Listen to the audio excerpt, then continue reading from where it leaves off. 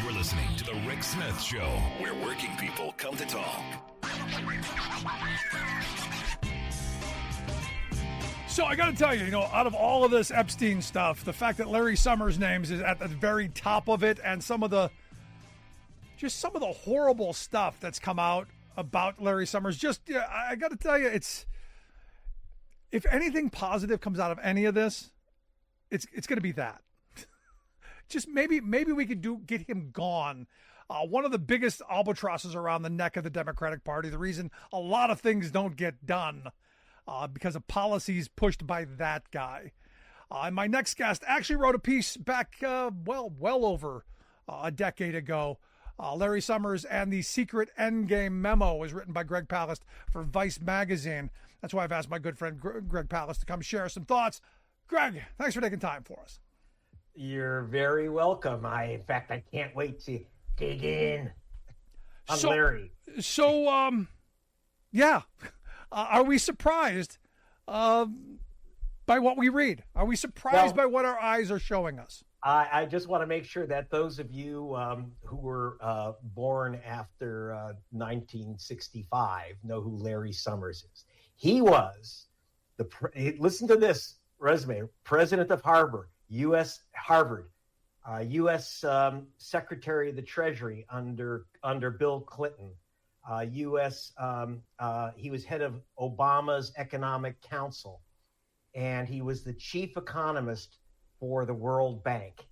And I did an investigation, and what I uncovered for The Guardian and then for Vice Magazine is that actually Larry Summers is actually a colony of aliens sent to Earth to turn us into protein.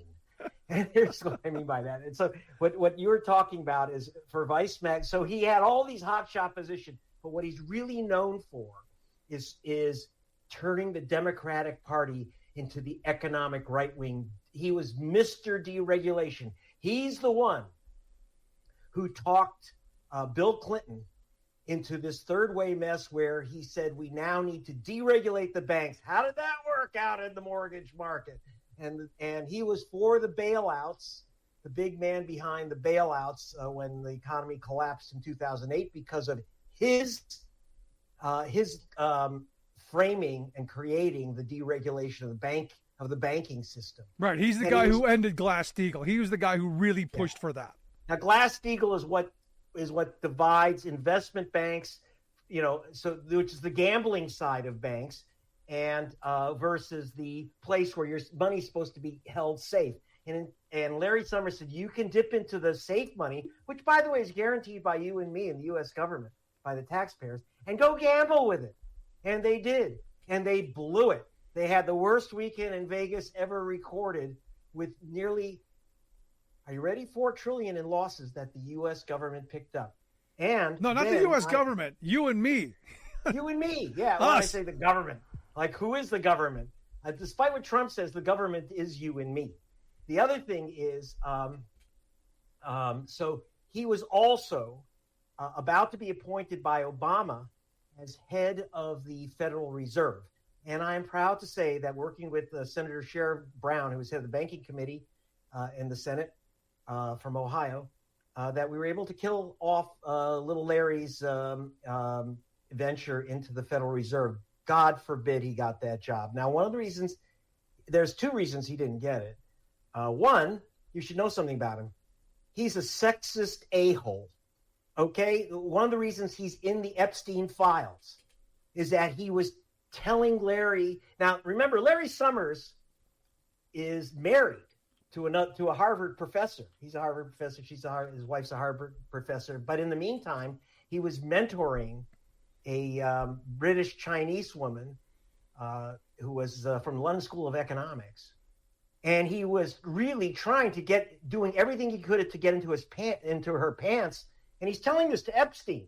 And he's asking Epstein for ways that you seduce young women. And, what does he need? He needs Epstein. He calls him his wingman. And Epstein's telling him basically use your position as a big shot economist, use your position as president of Harvard to get this woman into the sack. And so he tried. And remember, he's a married man. And this woman, I don't know what she is, but, your whole career, you're with this big shot economist. This guy's politically connected. And, for a young woman, that's a hell of a lot of pressure. It's the worst. Yeah. It's basically Weinstein territory. I mean, the only thing he didn't do was slam her against the wall and do the nasty. He was using Epstein. Now, the other thing you should know about him, in these emails, he says, oh, well, you say something negative about women and you're canceled. And he was bitching because Larry Summers once said that women were not intelligent enough. I kid you not. This is Obama's guy. This is Clinton's guy. He said, women are not intelligent enough for the sciences and economics, not intelligent enough for economics. And you know what thrilled me? When we stopped him from getting the Federal Reserve chairmanship, it went to a woman, Janet Yellen. And so that was very, very sad. That is satisfying. But here's my problem. Here's a guy who was supposedly guiding the Project 2029 that the Center for American Progress is trying to put as an answer to the Project 2025 plan. Maybe. Well, I mean, I don't know. It depends how good the internet is in prison, because Trump is going after him. And this is the one time when I would say, go get him, read that little fat gentleman, his rights, Mr. Summers. He is one of the most destructive people I've ever encountered in my investigative reporting career. And one of the things I found in my investigation for Vice, and you'll find it in my book, The Best Democracy Money Can Buy, is what's called the endgame memo.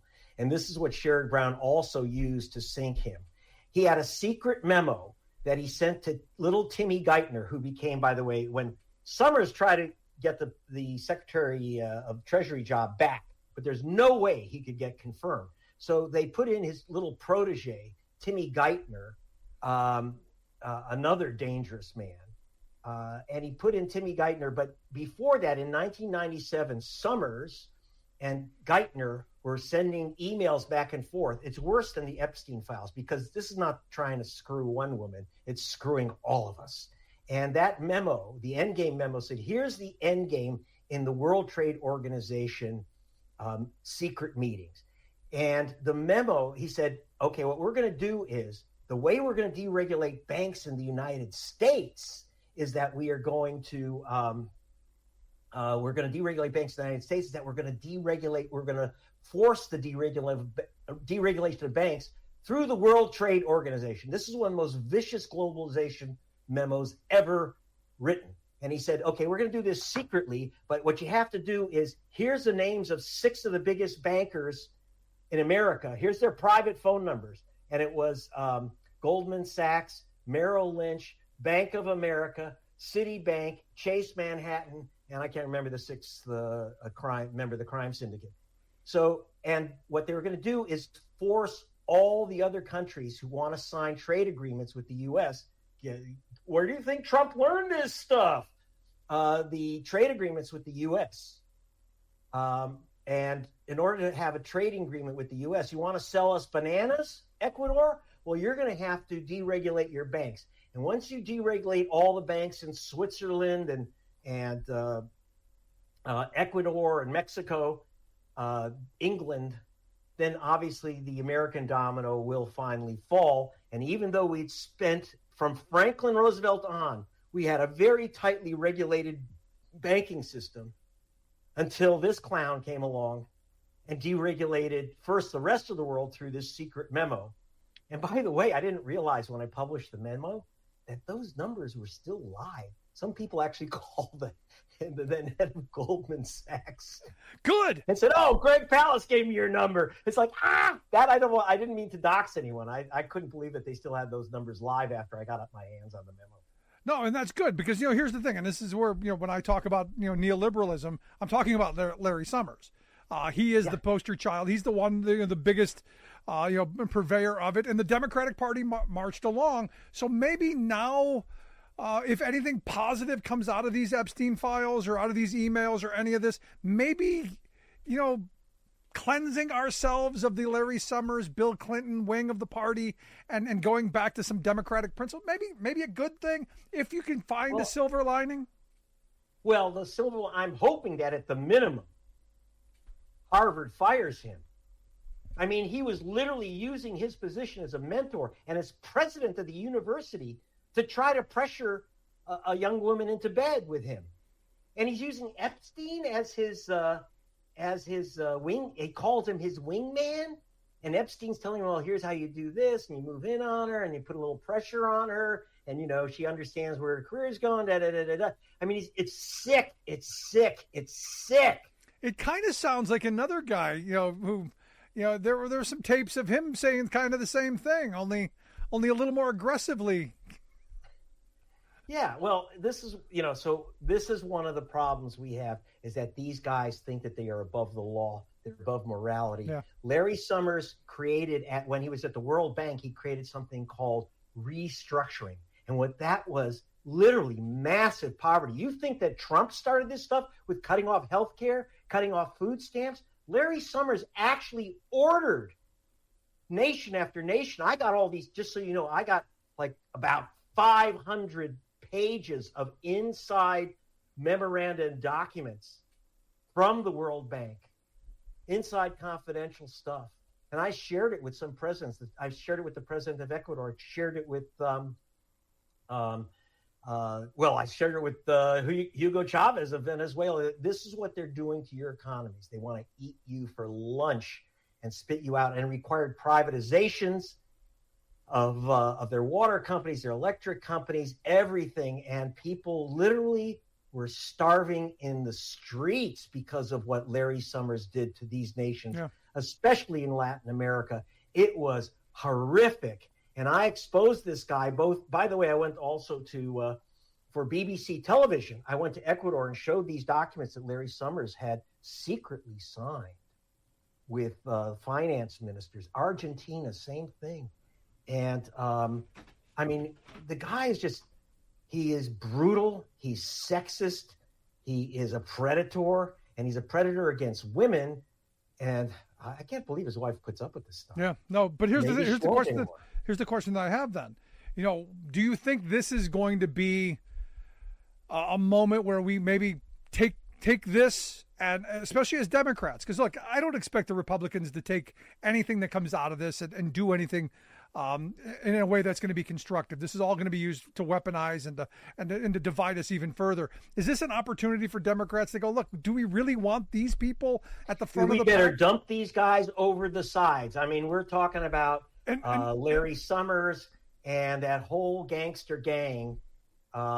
We better not start making up excuses, because that's exactly what Trump wants to hear. Yeah. We got to get this guy out of the party because he is violating. Look, we just had Democrats finally win some elections. The last thing we need is someone who said, oh, well, listen, here's my credentials. We bailed out the banks. We didn't. He talked, by the way, Obama.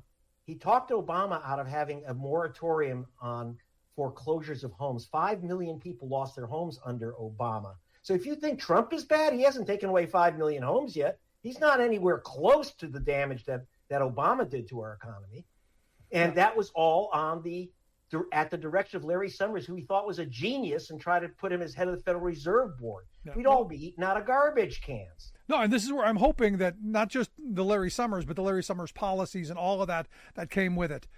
Yes. And I saw, you look at New York City, you had Zohran Mamdani win as mayor. I now see a story of Lena Khan, the former FTC head, now looking to work with him to use the mayor's office to do some stuff. So is it possible that in this moment, maybe some of the Trump stuff, Democrats figure out how to use in a way that makes people's lives better, as opposed to what we've been seeing so far? Yes, they can't just say we don't like Larry Summers, because it's the attitude that is predatory towards women, dismissive of women, thinking that they can't be economists. Well, I'm sorry, Janet Yellen was a damn good Fed chief when Trump fired her, and then put in that schmuck Jay Powell, and now he's crying. If he had Yellen still in, we'd have lower interest rates. So screw you, Mr. Trump, and screw you, Mr. Larry Summers. And I don't mean that in the way that you're looking forward to with Mr. Epstein.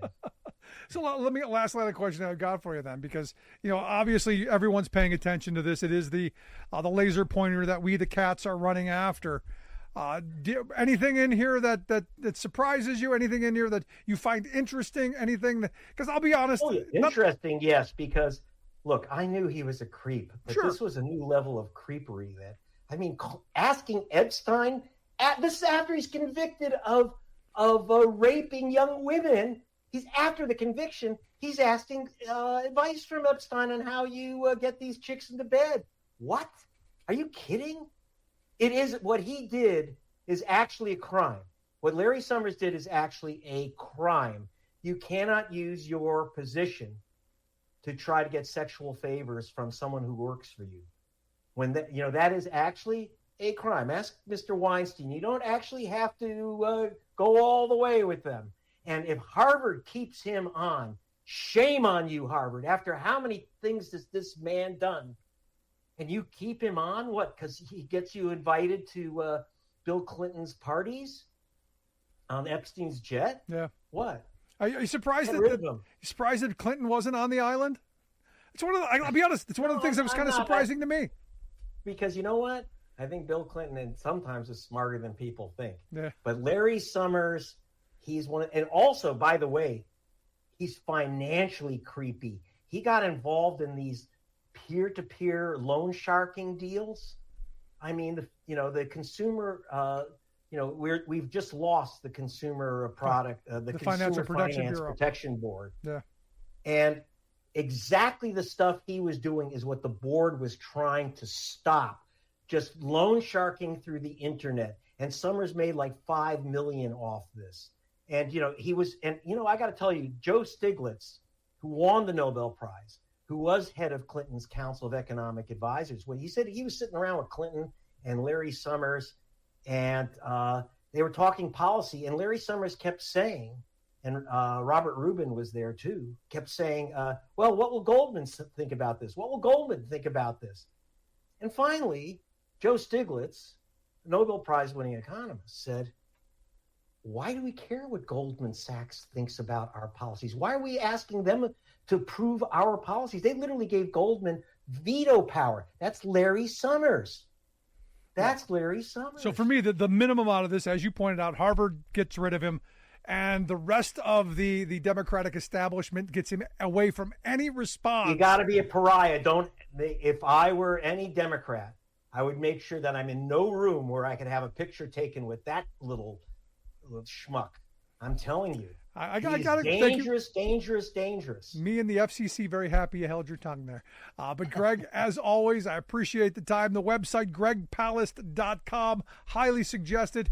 Make sure you check out his old article on the secret memo, Larry Summers, and the secret endgame memo at gregpalast.com.